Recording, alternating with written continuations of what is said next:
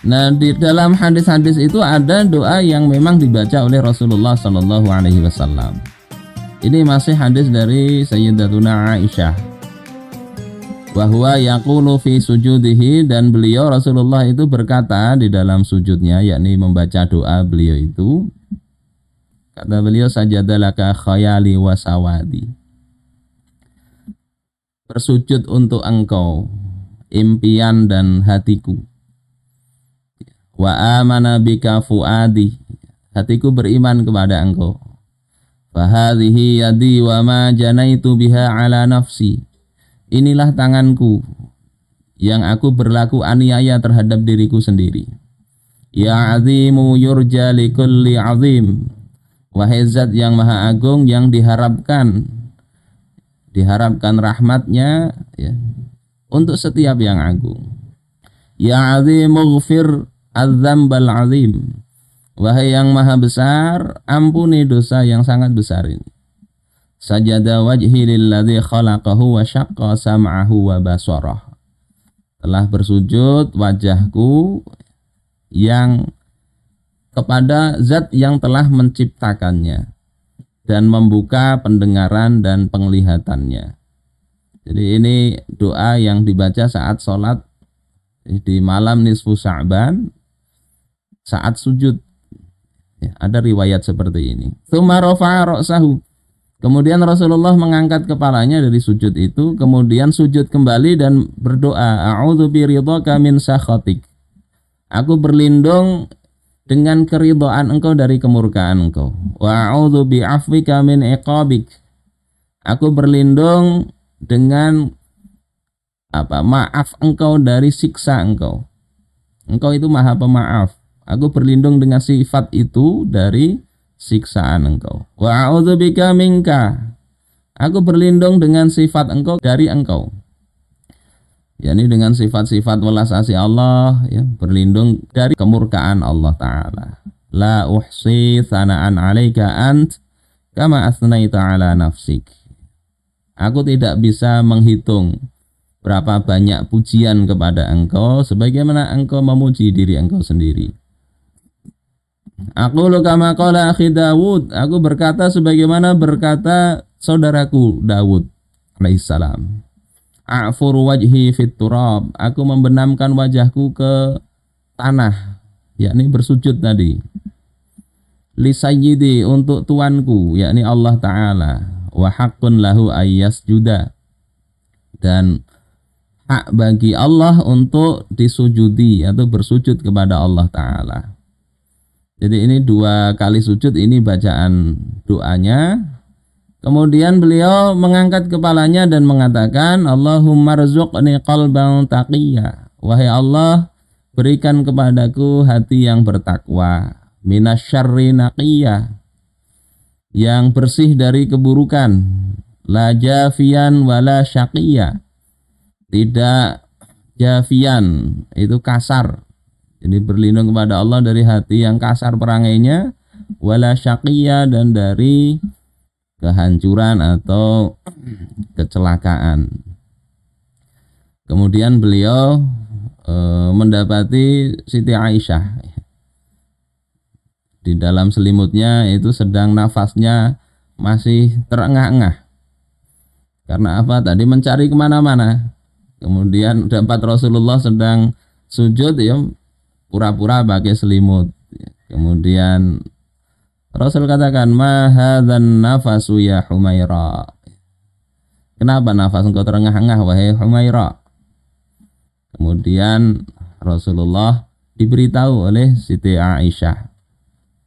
Kemudian Rasulullah memegang 2 lututnya Siti Aisyah, kemudian mengatakan, waihahataini rukbatain malaqita hadhil lailah. Celaka 2 lutut ini yang telah berjalan-jalan kemana-mana tadi mencari Rasulullah.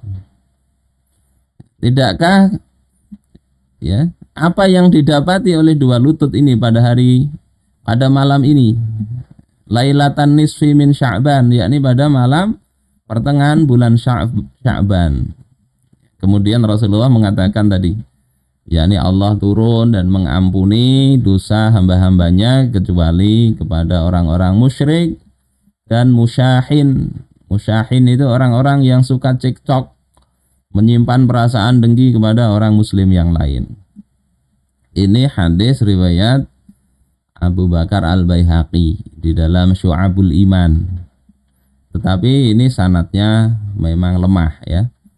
Sanadnya lemah. Tapi beliau katakan yakni musannif ya, sanad lemah dalam hadis-hadis seperti ini boleh diamalkan. Dan dalam doa itu sebetulnya bahkan mengarang doa sendiri pun enggak masalah. Nah, yang poin berikutnya beliau bahas itu tentang asal doa yang masyhur yang biasa dibaca di kebanyakan masyarakat kita, yakni setelah sholat maghrib itu kata beliau la aslalahu bitilkal kaifiyah al ma'rufah, nggak ada asalnya, yakni itu nggak ada hadisnya ya, dengan kaifiyat yang diketahui seperti itu. Kemudian beliau singgung juga wa qira'atu surat Yasin salah samarrat kulla marratin biniyatin ya shalah allati yusallunaha baina du'a wa du'a biniyatin khassah liqada'i hajatin muayyanah kullu dzalika batilun la aslalahu. Jadi beliau mengkritik ini. Jadi yang baca surat Yasin 3 kali itu beliau katakan juga la aslalahu, itu tidak ada asalnya. Walaupun tadi kayak riwayat Imam Al-Baihaqi yang doa Rasulullah tadi itu adalah dhaif, itu lebih baik daripada apa yang dibikin-bikin oleh orang. Wa dhaifu yu'malu bih. Hadis dhaif itu bisa diamalkan fi fadailil a'mal, di dalam fadail a'mal bisyurutin ma'rufah, dengan syarat-syarat yang sudah ma'ruf atau dikenal, yang pernah kita bahas di dalam kajian hadis arba'in dulu. Nah, kemudian ada doa yang khusus itu yang ya zalmanni wala yamun dan seterusnya itu memang ada riwayat di dalam musannaf, juga ada di dalam kitab ad-du'a. Ma da'a 'abdun qad bihadhihi da'awat illa wasi'allahu lahu fi ma'isyatihi. Tidaklah seorang hamba berdoa dengan doa ini kecuali Allah akan lapangkan penghidupannya itu.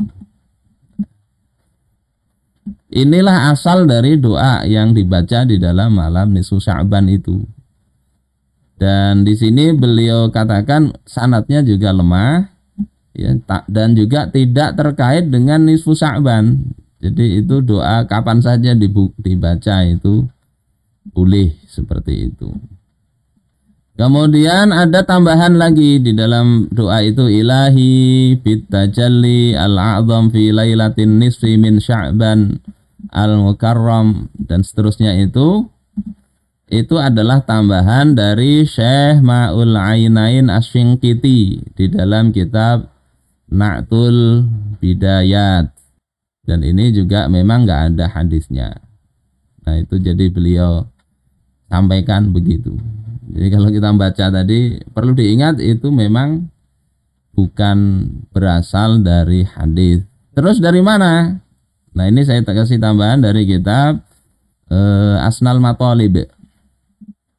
Kalau Syekh Al-Ghumari tadi mengatakan membaca Yasin itu nggak boleh sebetulnya ya, dengan 3 niat tadi, tapi itu beliau jelaskan ketidakbolehannya itu kalau ada i'tiqad bahwasanya dengan seperti itu nasib jelek setahun itu sudah dihapus ya, dari syaqiyan menjadi su'ada, yang jadi orang celaka menjadi orang yang berbahagia.